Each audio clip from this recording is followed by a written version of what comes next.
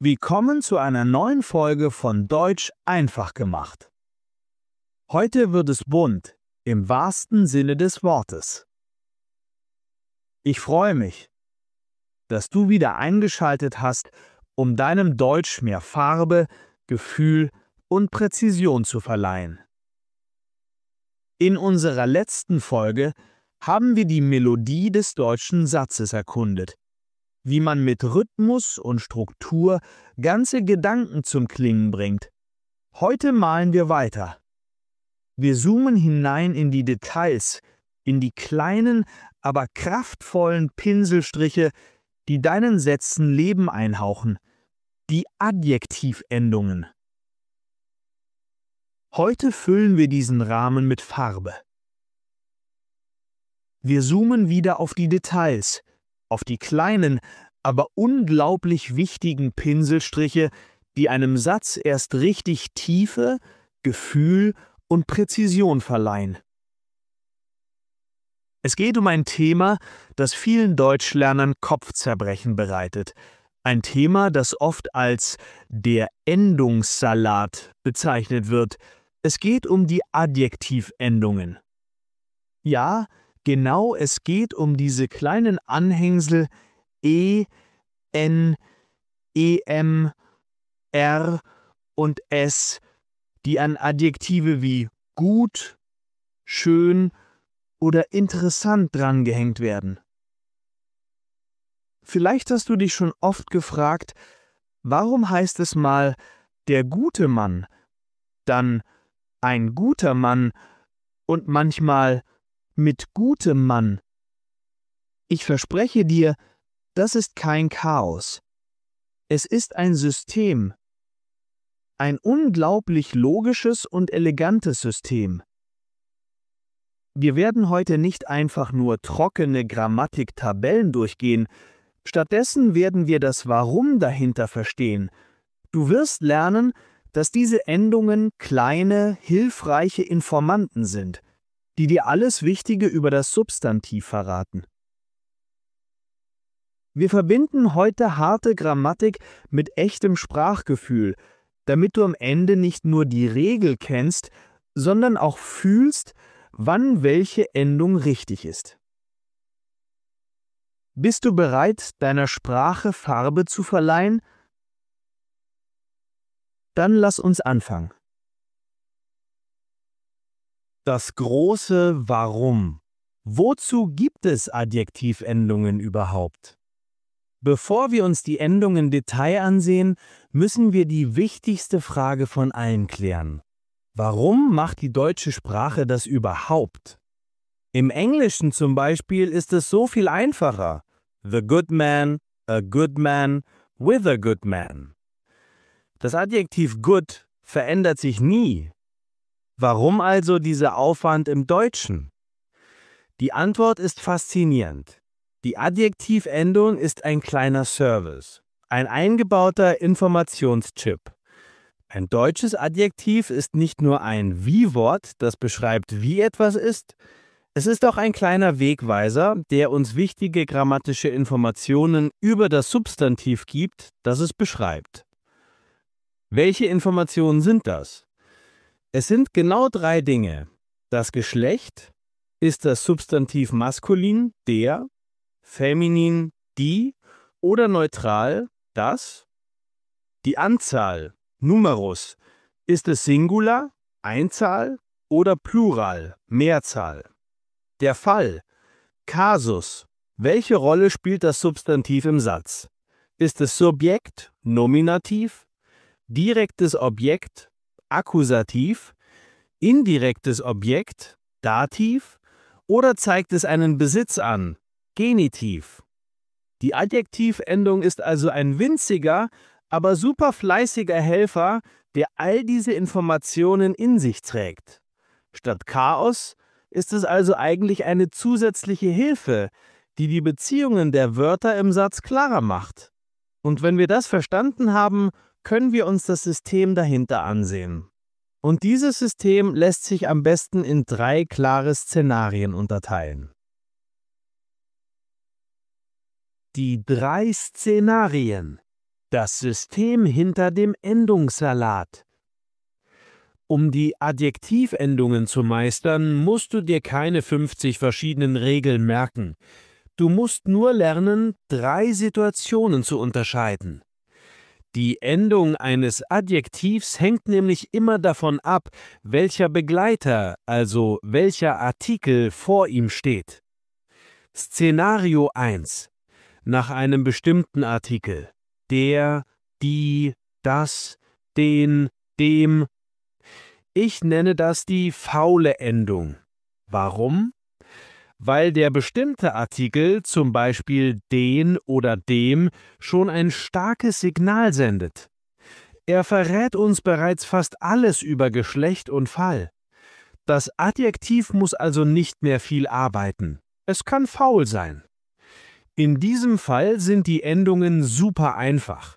Meistens ist es ein E oder ein N. Ich sehe den alten Mann. Der Artikel den zeigt schon Akkusativ maskulin. Das Adjektiv kann sich mit N entspannen. Das ist die neue Tasche. Wir helfen dem kleinen Kind. Szenario 2. Nach einem unbestimmten Artikel. Ein, eine, kein, keine. Das nenne ich die Teamwork-Endung.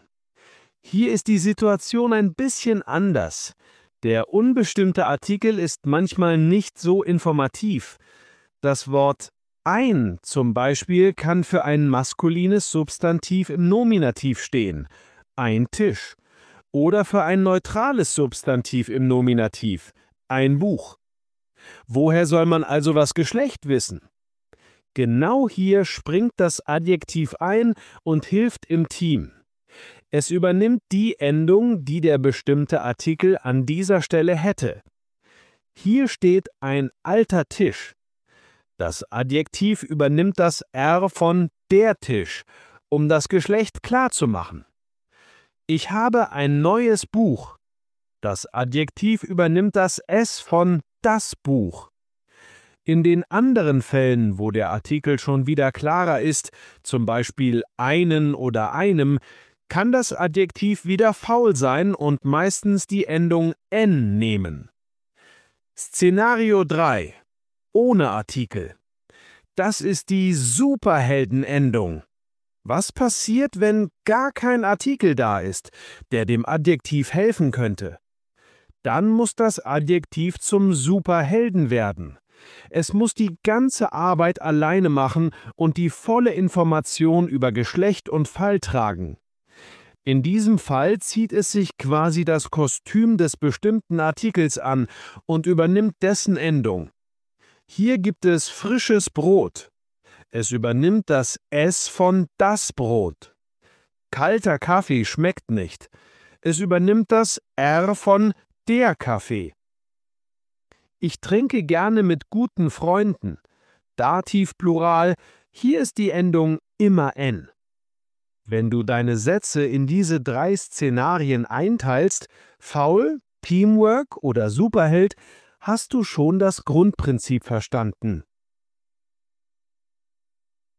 Ein Spaziergang durch die Fälle, ein praktisches Beispiel. Okay, Theorie ist gut, aber Praxis ist besser.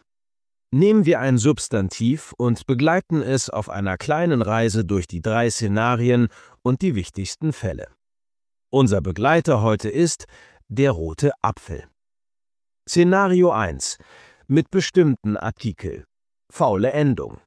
Nominativ. Wer? Der rote Apfel liegt auf dem Tisch. Akkusativ. Wen? Ich esse den roten Apfel. Dativ. Wem? Der Wurm ist in dem roten Apfel. Du siehst, im Nominativ ein E, danach fast immer die Universalendung N. Sehr einfach. Szenario 2. Mit unbestimmten Artikel. Teamwork. Nominativ. Hier liegt ein roter Apfel. Teamwork. Das Adjektiv zeigt das ER von der. Akkusativ. Ich esse einen roten Apfel. Der Artikel einen ist schon stark, das Adjektiv entspannt sich mit n. Dativ: Der Wurm ist in einem roten Apfel. Einem ist stark, das Adjektiv nimmt n.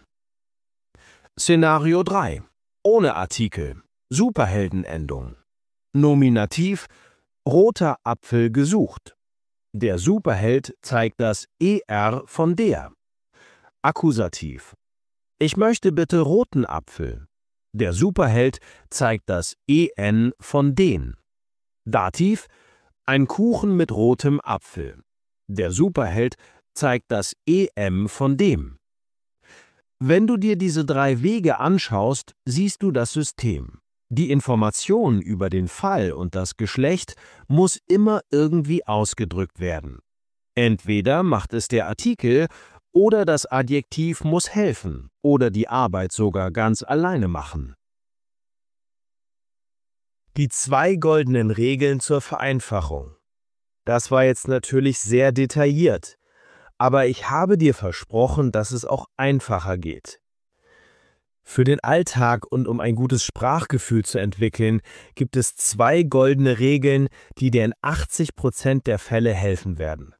Goldene Regel Nummer 1: Die Allmacht der Endung en. Die Endung en ist die mit Abstand häufigste Adjektivendung. Sie ist sozusagen der Standardanzug des Adjektivs. Du benutzt sie. Immer im Plural, egal welcher Fall, egal welcher Artikel. Die netten Leute mit netten Leuten. Immer im Dativ und Genitiv, außer bei der Superheldenendung Neutrum und Maskulin im Genitiv, aber das ist selten. Fast immer im Akkusativ, außer bei Feminin und Neutrum. Sehr oft nach einem bestimmten Artikel. Also wenn du unsicher bist, ist die Wahrscheinlichkeit hoch, dass en die richtige Antwort ist. Goldene Regel Nummer 2: Das Signal muss nur einmal stark sein. Stell dir die Kombination aus Artikel und Adjektiv als ein Signalteam vor. Das starke Signal für Geschlecht und Fall, also die Endungen er, es, em, en, von der, das, dem, den, die, muss in diesem Team nur einmal deutlich gezeigt werden.